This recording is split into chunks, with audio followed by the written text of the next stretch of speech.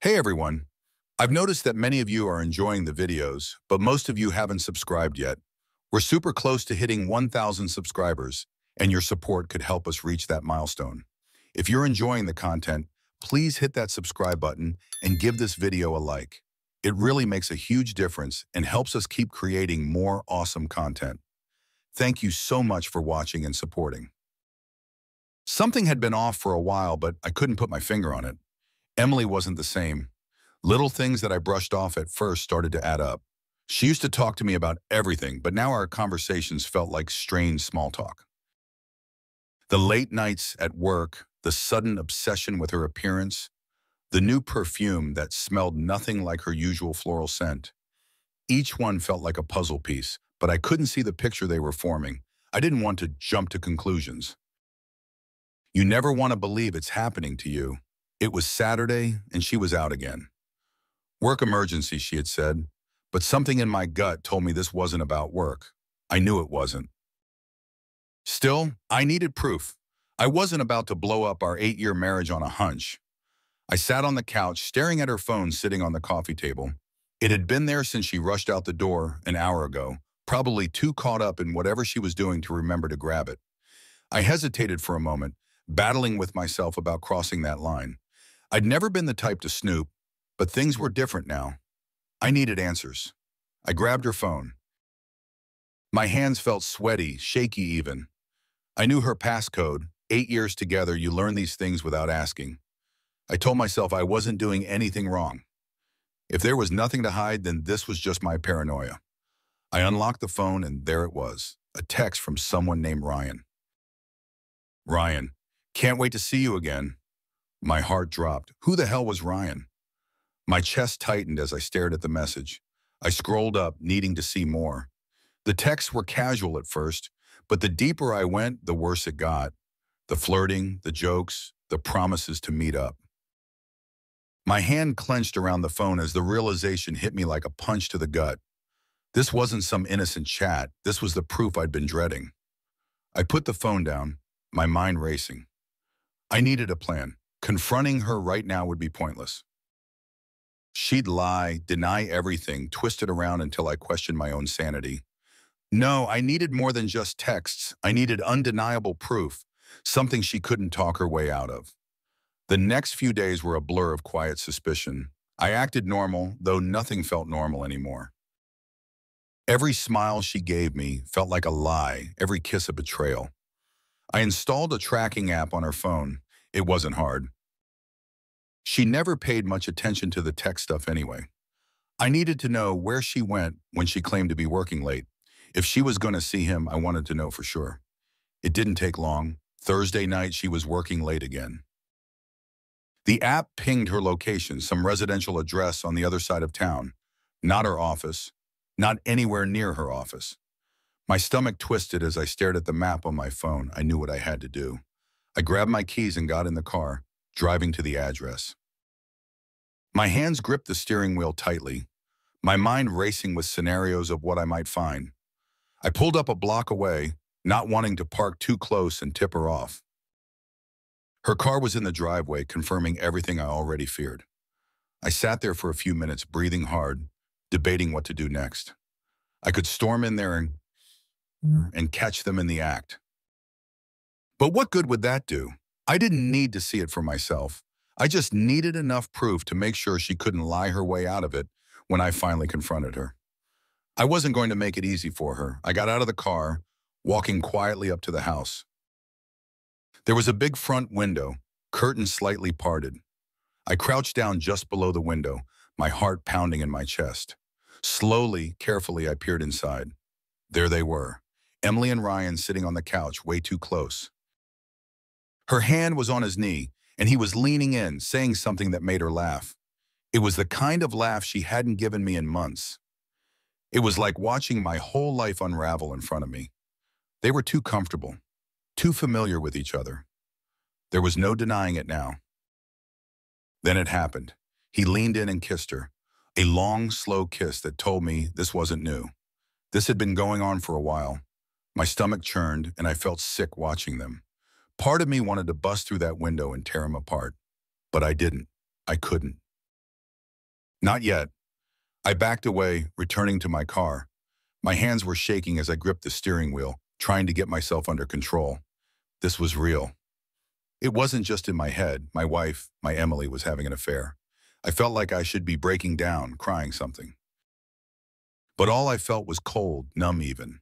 The rage was there, buried under the surface, but right now I needed to think. I needed to be smart about this. I sat in the car for a while, staring at the house, watching their shadows move behind the curtains. She was in there with him, completely oblivious to the fact that I was outside watching everything. I was done being the fool. She thought she could get away with this, but she was wrong. I wasn't going to let her destroy our life without consequences. As I drove home, my mind was already working out the details of what came next. Confronting her wasn't enough. She had to feel it, really feel the consequences of what she'd done. I wasn't the kind of guy to sit back and let this happen. I was going to take control of the situation, and I wasn't going to give her the satisfaction of knowing how much she had hurt me. When I got home, I poured myself a drink and sat on the couch, thinking. I had the texts. I had seen her with him. That was enough for now. I needed to wait for the right moment to hit her with it. No impulsive confrontations. No outbursts. I would be calm. Collected. I'd make her think everything was fine until I was ready to pull the rug out from under her.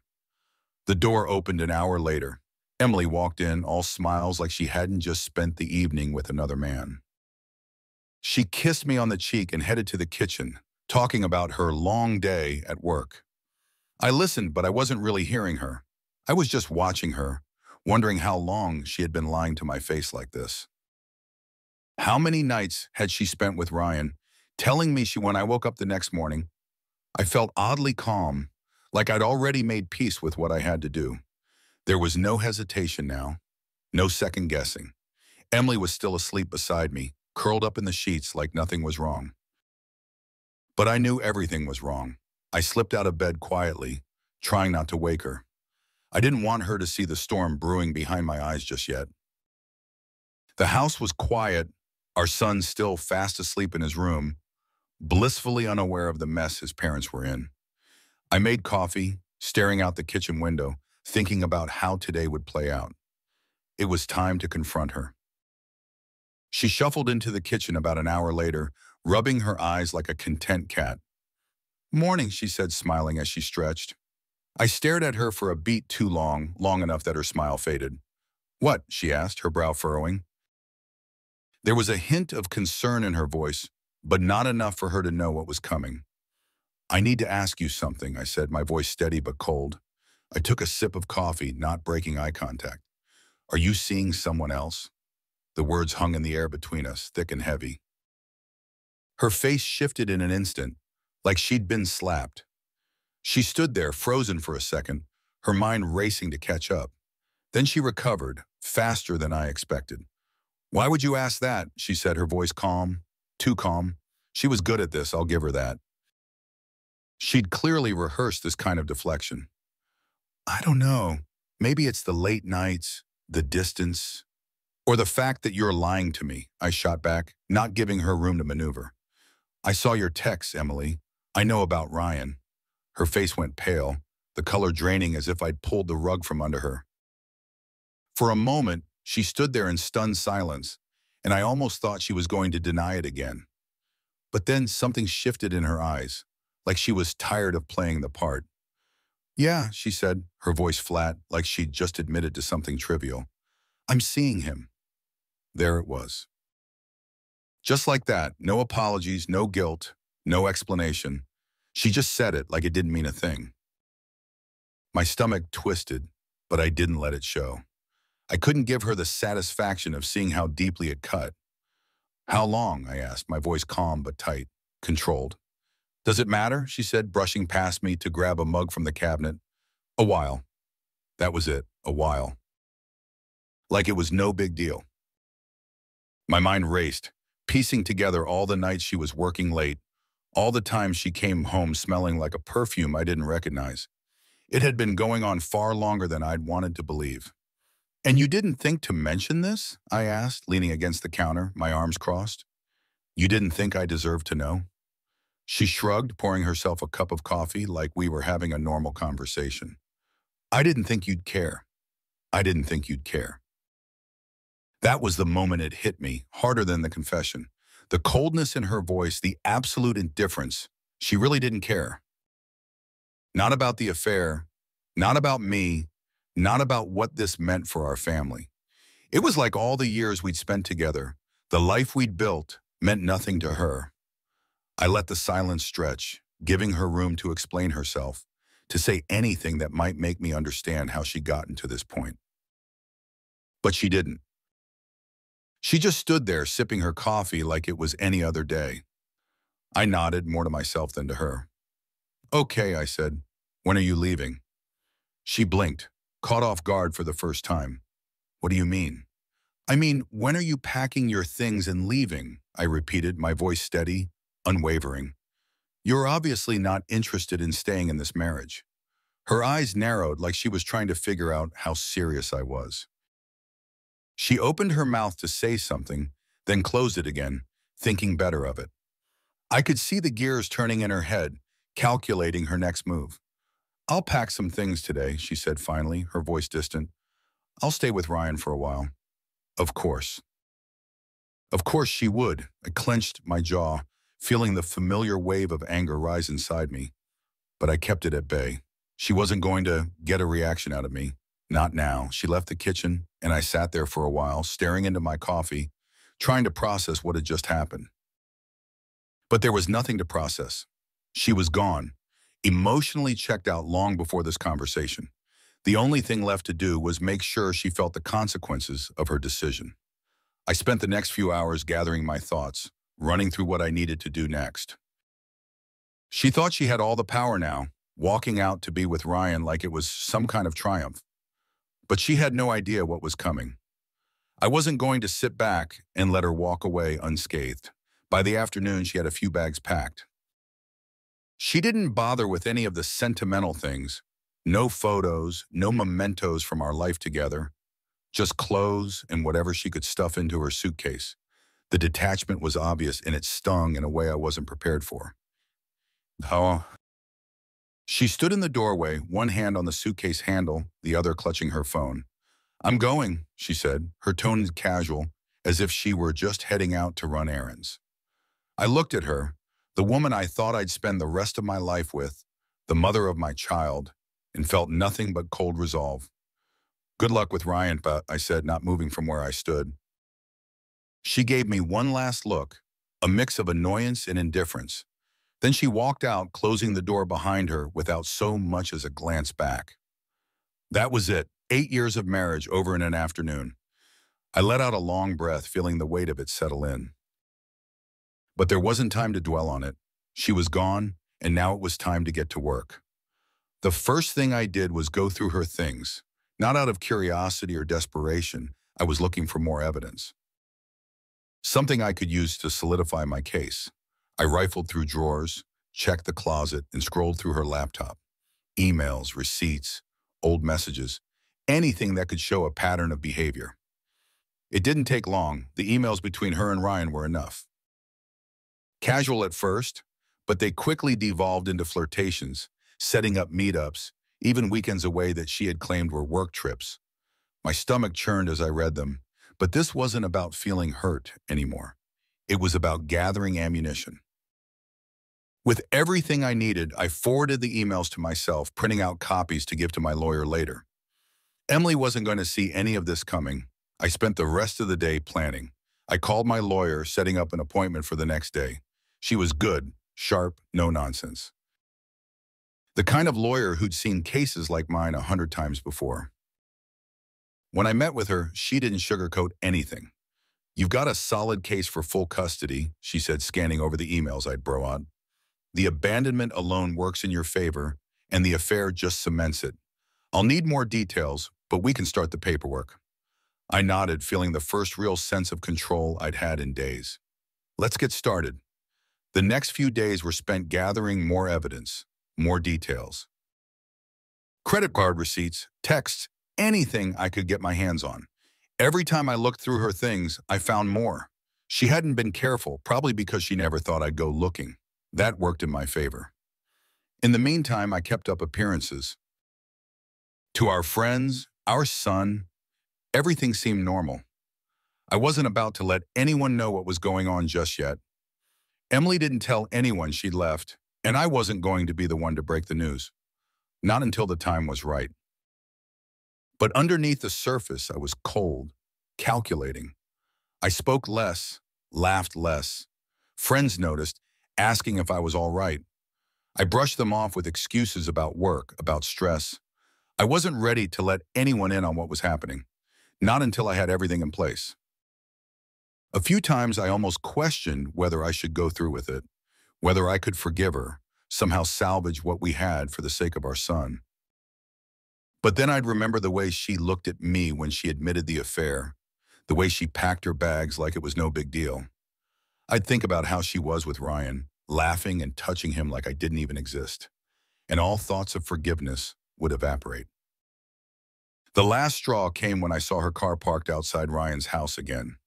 She'd been gone for a week now, and I was curious how things were going on her end. So I drove by one evening just to see. Sure enough, there she was, inside with him, acting like they were some happy couple. My chest tightened, but not with the pain I'd felt before. This time it was anger, sharp and focused. She was moving on like nothing happened, and that was all the confirmation I needed. It was time to take action. The next morning I met with my lawyer again. She handed me a list of everything we'd need to finalize the custody battle. It's going to get messy, she warned, but if you're ready, we can move forward. I nodded. I'm ready. This was the first real step in getting my life back on track. Emily thought she had control, thought she could walk away from this unscathed, but she was about to find out just how wrong she was. I wasted no time. The moment I left my lawyer's office, I went straight to the bank. Emily had no idea what was coming, and that worked in my favor. I wasn't going to sit back and watch her take everything while she moved in with Ryan, living her fantasy life like none of this mattered. I needed to act fast, and I needed to hit where it hurt. The first thing I did was withdraw money from our joint account. Not all of it, just enough to keep things quiet for now. Emily wouldn't notice immediately, I made sure of that. She was too busy with Ryan, too caught up in her new life to pay attention to the details. I'd seen the way she packed, no care, no sentiment. She wasn't thinking about the practicalities. She was thinking about her escape, about freedom. But that freedom was about to come at a count. After leaving the bank, I drove back home, the wheels already turning in my head. The house, that was the next piece of the puzzle. Emily had no idea I was already planning to sell it.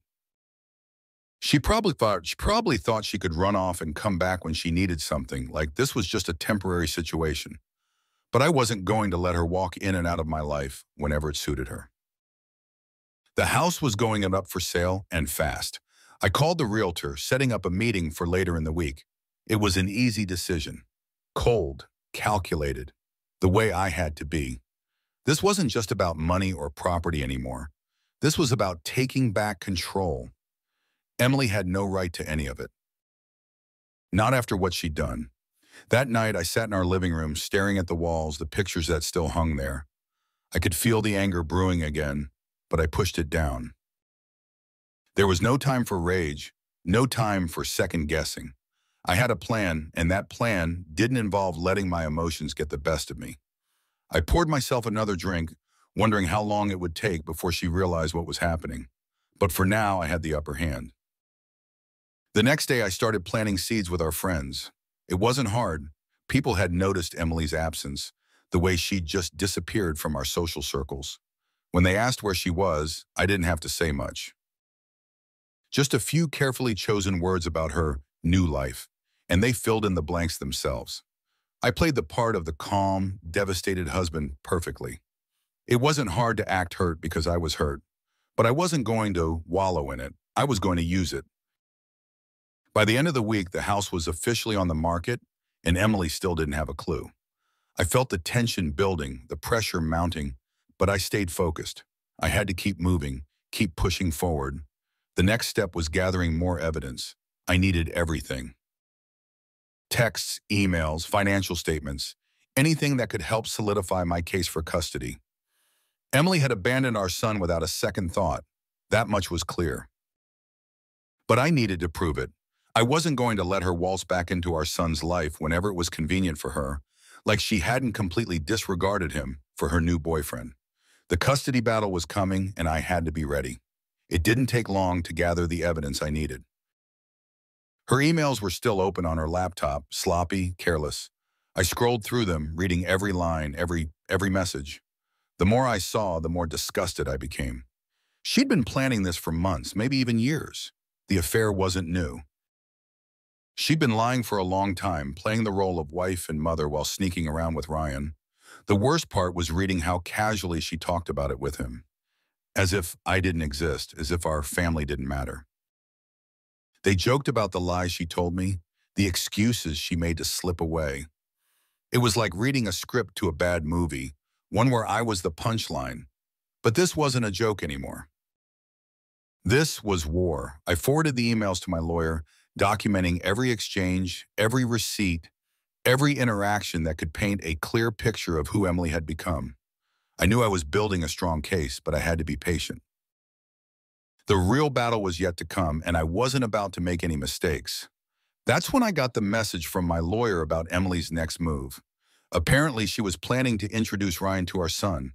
The audacity of it made my blood boil. She hadn't even bothered to see him since she left, and now she thought she could just bring her affair partner into his life like it was no big deal. Like this was normal? I wasn't going to let that happen. I called my lawyer immediately. "We need to expedite the custody proceedings," I said, my voice cold and firm. "She's trying to bring him into my son's life. I can't let that happen." She didn't hesitate. "We'll file the paperwork tomorrow," she said. "We have more than enough to move forward." I hung up the phone, feeling a sense of grim satisfaction. Emily had pushed too far this time. Introducing Ryan to our son was crossing a line she couldn't come back from. I would make sure of it. The next few days were a blur of meetings with my lawyer, preparing for the custody battle. Every step felt like progress, like I was finally gaining control of the situation. I had the evidence, the motivation, and the legal team to back me up. Emily had no idea what she was walking into, and I was going to make sure she regretted every decision she'd made. Then the house sale went through. Faster than I'd expected. Emily received the papers just as she was preparing to move in with Ryan, and the timing couldn't have been more perfect. I imagined the look on her face when she realized the house was gone, that her safety net was gone. She'd have nowhere to turn, nowhere to run. She'd given up everything for Ryan, and now she was going to pay for it. I didn't wait for her reaction.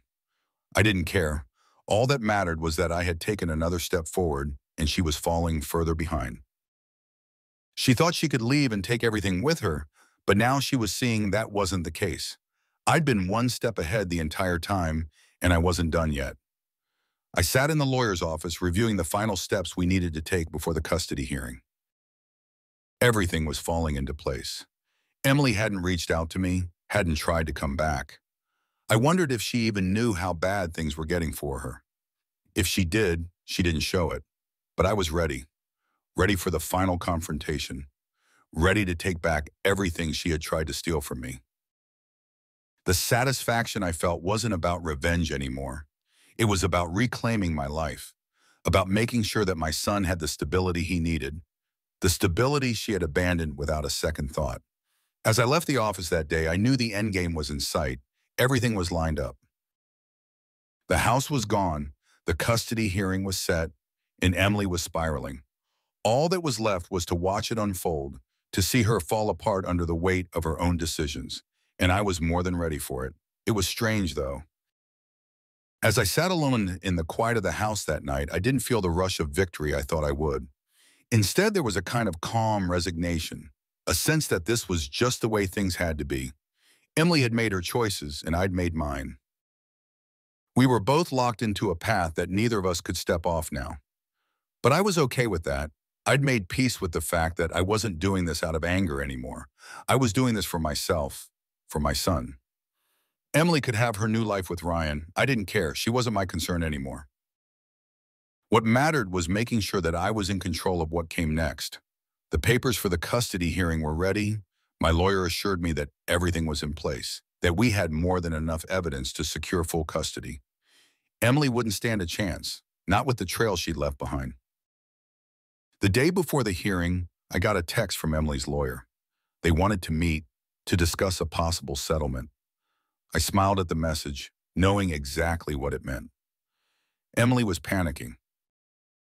She finally realized that I wasn't going to roll over, that I wasn't going to let her walk away with everything. But I wasn't interested in settling. Not anymore. She'd already taken too much. Now it was my turn to take back what was mine. The day after I got that message from Emily's lawyer, I put the next part of my plan into motion. I knew exactly where to hit her next: her family. Emily's parents were old-fashioned, the kind of people who would be horrified to know their daughter had betrayed her husband and broken up our family for some fling. They still believed in the idea of loyalty, commitment, and the sanctity of marriage, and I was going to use that to my advantage. I put together a package, anonymous, with just enough detail to make sure they knew it was real. I printed out photos I had taken of Emily and Ryan together, those cozy shots of them outside his house, kissing like they were a happy couple. I included some of the worst messages from her email exchanges with Ryan. Nothing explicit, just enough to show how deep the relationship ran and how long it had been going on. The text that stood out the most was one where Emily mentioned, "I've already checked out of this marriage. He doesn't even matter anymore." That line, more than anything else, would do the damage. I mailed the package to her parents' house, knowing full well what the fallout would be. Emily had relied on them a lot over the years, and I knew that their reaction would throw a wrench in whatever future plans she had. It was a low blow, sure, but this wasn't about playing fair anymore. She made her choice. I was just ensuring that she felt every bit of it.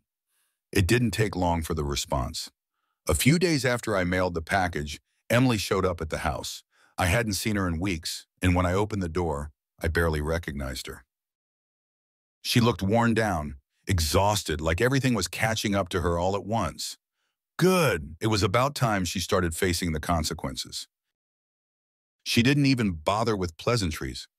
"Did you send that to my parents?" she demanded, her voice sharp, but there was a hint of desperation behind it. I didn't flinch. "Why, did they cut you off?" Her face twisted in frustration.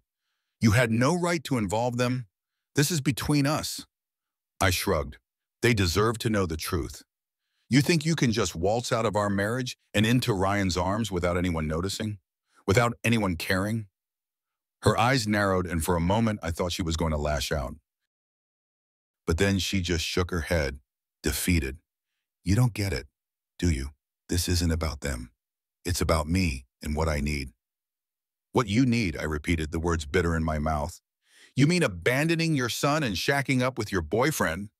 "I'm not abandoning him," she shot back. "I'm trying to figure things out." I cut her off. "You're trying to figure out how to leave, Emily. Don't pretend this is anything else." She fell silent, staring at me, but I could see she had nothing left to say. She knew it was over, and so did I. She turned to leave, but before she walked out the door, she looked back at me, her voice quieter. "I didn't think you'd go this far." "You didn't think, period," I said, my voice cold and final. "Now you're just reaping what you've sown." She left without another word. The next day I got a call from my lawyer. The custody hearing was 2 weeks away, and everything was set. But she had some news I wasn't expecting. Emily's parents cut her off financially, my lawyer said, not bothering to sugarcoat it. That's going to make things even more unstable on her end. She's going to be more reliant on Ryan, and that's not a good look in a custody battle. We can use this to our advantage. I couldn't help but feel a sense of grim satisfaction. Everything was falling into place, just as I had planned. Emily had no idea how deeply she'd dug her own grave, and now she was left scrambling to hold on to whatever stability she thought she had. Ryan wasn't going to be able to fix this for her, no matter how much she relied on him. She had burned too many bridges. In the days that followed, Emily tried to reach out a few more times. She wasn't as confrontational as before. Now she was just desperate. She wanted to talk about working things out, which was laughable at this point. I knew what she really wanted. She wanted to stop the free fall, to salvage whatever she could from the wreckage of her decisions. But I wasn't interested in talking anymore. Every message she sent went unanswered, and every call went straight to voicemail. The cold indifference I had perfected over the past few weeks served me well. I didn't need to engage with her. I didn't need to explain myself. I was in control now, and she had no way of clawing back the power she had lost. Then came the night she showed up at my house, unannounced, looking like a shell of the woman I once knew. She was disheveled, her hair a mess, her eyes red and puffy from crying. I stood at the door, blocking her from coming in. "I need to talk to you," she said, her voice hoarse. I didn't move on. There's nothing left to say. Her eyes pleaded with me, searching for any sign of sympathy. "I messed up. I know I did. But this doesn't have to be—" "Stop," I said, cutting her off. "You don't get to do this. You don't get to waltz back in here and to try to fix things because your life with Ryan isn't working out the way you thought it would." She flinched at the mention of his name, but I didn't let up. "You made your bed, Emily. Now you get to lie in it." For a moment, she just stood there, and I saw a flicker of something in her eyes, maybe regret, maybe fear. But I wasn't about to fall for it. I wasn't about to let her play the victim, not after everything she'd done. "You need to leave," I said, my voice steady. "I have a custody hearing to prepare for, and you're not going to win this." Her face crumpled, but she didn't argue. She turned and walked away, and for the first time in a long time, I felt a sense of real closure. She was done. There was nothing left for her here. As the custody hearing approached, I stayed focused. My lawyer kept me updated on every detail, making sure I knew exactly what to expect. Emily's side was scrambling. Her financial instability, the affair, and her detachment from our son were all working against her. Meanwhile, I had everything in place. I'd built my case piece by piece, methodically, and now it was all about execution. The day of the hearing, I walked into that courtroom with a calm I hadn't felt in months. Emily sat across from me, looking small and fragile, but I didn't let myself feel anything for her. This wasn't about her anymore. This was about my son. About giving him the life he deserved, away from the chaos she had brought into our home. As my lawyer laid out the evidence, it became clear that Emily had no defense. The emails, the photos, the financial records, it all painted a picture of someone who had checked out long before she ever packed her bags. She couldn't deny it. She couldn't twist her way out of it. Emily's lawyer tried to make a case for her, to argue that she was still capable of being a good mother, but it fell flat. The judge saw through it, just like I had. By the end of the day, the ruling was clear. I was awarded full custody of our son, and Emily was left with visitation rights. Nothing more. The look on her face when the judge announced the decision was one I'll never forget. She was shattered, completely undone by the weight of it all. As we left the courtroom, she tried to catch up to me, her voice breaking as she called my name. But I didn't stop. I didn't turn around. I just kept walking, out of that courthouse and into the next chapter of my life. That night, I packed up the last of our things.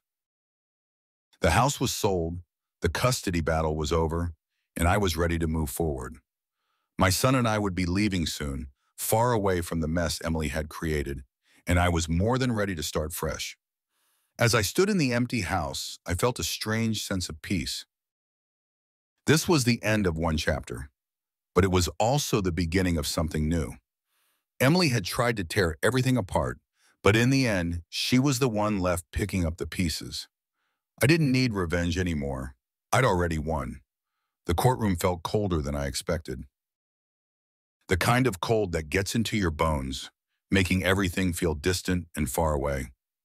I sat there, hands resting on the table in front of me, staring straight ahead. Emily was already seated across from me, her face drawn tight, like she hadn't slept in days. She was trying to keep it together, but the cracks were showing.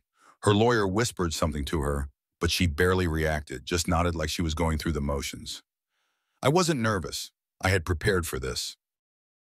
Every detail, every piece of evidence meticulously lined up and ready to be presented. This wasn't just about winning anymore. It was about making sure that our son had a future without the mess Emily had created. My lawyer sat beside me, calm and composed, a stark contrast to the tension radiating from Emily's side of the room. The judge entered, and the room fell silent. I watched as he took his seat, flipping through the files in front of him. This was it, the final step. Emily's lawyer stood first, starting with the predictable approach. She tried to paint Emily as a mother who was simply going through a hard time. They blamed the affair on her feeling trapped in our marriage, made it seem like she was just someone who had made a mistake and was ready to move on and be a good mother. It was almost laughable the way they twisted the narrative, as if the months of abandonment, the lies, and the utter disregard for our son were just footnotes in her story of rediscovery. I kept my expression neutral, letting them talk. I didn't need to react.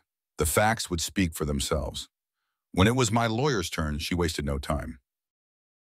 She laid everything out, methodically, precisely. The emails, the photos, the financial records showing how Emily had drained our joint accounts to fund her weekends with Ryan. The judge's eyes barely moved from the evidence as she spoke, his face set in a hard line. Emily's lawyer tried to object a few times, but it was weak, half-hearted. They knew they were losing.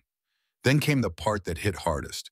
The evidence that showed Emily's complete detachment from our son, how she hadn't even made an effort to see him in the weeks since she'd left. The judge paused when my lawyer presented the records of missed visitation times, the lack of any meaningful contact. I saw Emily flinch slightly, her hands clenching together in her lap, but she didn't say anything. What could she say? There was nothing to defend. The tension in the room built as the judge asked questions, directing them mostly at me and my lawyer. He wanted to know about my plans for our son's future, how I would handle full custody, whether I was prepared for the responsibility. I answered every question clearly, confidently. This wasn't just about taking Emily down. It was about doing what was right for my child. And I was ready for that. Emily's lawyer tried a last-ditch effort to paint me as manipulative, claiming that I was using the affair to vilify her, to strip her of her rights as a mother. But the judge wasn't buying it. He had the evidence right in front of him, the trail of negligence too long to ignore. As the hours dragged on, I watched Emily unravel. Her confident facade was gone. She looked smaller, defeated. Every now and then, I caught her glancing over at me, but I never looked back for long. I couldn't afford to let her get in my head. Not now. Finally, the judge called for a break before making his ruling. Emily and her lawyer huddled together on their side of the room, whispering frantically. I didn't need to hear what they were saying to know it wasn't good. My lawyer looked at me, a small nod of reassurance, but I didn't need it. I knew where this was going. When the judge returned, the room fell silent again. His face was unreadable as he began speaking, going over the facts one last time. He acknowledged the difficulties on both sides, but made it clear that this decision was about the best interests of the child. My son, that was all that mattered. Then came the words I had been waiting for. Full custody is awarded to Mr. Harrison. I barely reacted outwardly, but inside, it felt like a weight had been lifted. Emily, on the other hand, looked like she had been punched in the gut. Her lawyer leaned in, whispering something to her, but she didn't seem to hear him. She was staring straight ahead, her eyes unfocused, her face pale. The judge continued, outlining the details. Emily would have supervised visitation rights, but nothing more. The court was clear. She had failed as a mother, and now she was paying the price. I listened carefully, not allowing myself to feel triumphant, just relieved.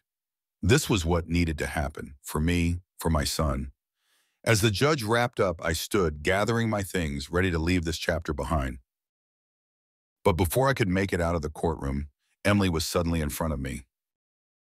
Her face was flushed, her hands shaking. "Tom," she started, her voice raw, "this isn't fair. You've manipulated everything. You've turned everyone against me. This wasn't how it was supposed to be." I looked at her, feeling a strange mix of emotions. She really believed that, didn't she? That somehow she was the victim here, that all of this had just happened to her. I didn't bother with a response, just shook my head and walked past her. But she wasn't done. "You planned this from the start, didn't you?" she called after me, her voice rising. "You wanted me to lose everything." I turned then, meeting her eyes for what felt like the first time in weeks. "I didn't plan this, Emily. You did." My voice was calm, but the weight behind my words hit her. I saw it. She looked like she wanted to argue, to fight back, but there was nothing left. No more lies to tell, no more stories to spin. I walked out of the courtroom, leaving her standing there, her life in pieces behind her. I didn't feel victorious. It wasn't the kind of win that felt good. But it was necessary, and that was enough. That evening, I went home and started packing. The house was empty, the silence a stark contrast to the chaos of the past few months. My son was staying with my parents for a few days while I finalized everything, and as I packed his things, I thought about the future. A fresh start, a place far from here, far from the mess that Emily had left behind. As I boxed up the last of our belongings, I heard my phone buzz on the counter. It was a text from Emily's lawyer. He wanted to discuss a settlement. As if there was anything left to negotiate, I didn't bother replying. There was nothing more to say. I had full custody, the house was sold, and Emily was out of our lives. The next morning, I loaded up the car, my son's things packed neatly in the back seat. We were leaving this place for good. I took one last look at the empty house, the place where so much had happened, where everything had fallen apart, but I didn't feel sad. This was just a house. A place where memories had been made, sure, but also a place where trust had been shattered, where love had been destroyed. I locked the door and drove away, leaving it all behind. As I merged onto the highway, the weight of everything finally began to lift. My son would grow up in a better environment now, far from the toxicity that Emily had brought into our lives. I glanced at the rearview mirror, seeing the horizon open up in front of us. The road ahead felt wide open, full of possibilities.